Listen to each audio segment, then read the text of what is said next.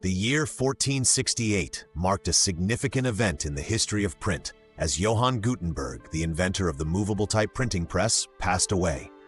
His invention revolutionized the way information was disseminated, paving the way for the spread of knowledge. In 1468, the Italian city of Ferrara saw a change in leadership with the death of Borso, whose rule was marked by cultural and artistic advancements. The Byzantine Empire's legacy continued to influence the world even after its fall, as Greek scholars spread their knowledge across Europe, contributing to the Renaissance. In 1468, the Kingdom of Norway was in a personal union with Denmark under the reign of King Christian I, who worked to strengthen the ties between the two nations.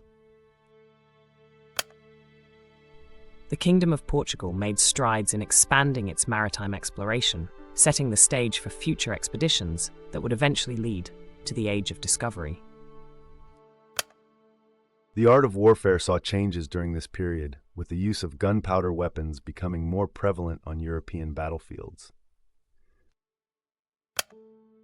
The Gothic architectural style continued to flourish in Europe, with new cathedrals and buildings showcasing intricate designs and towering structures.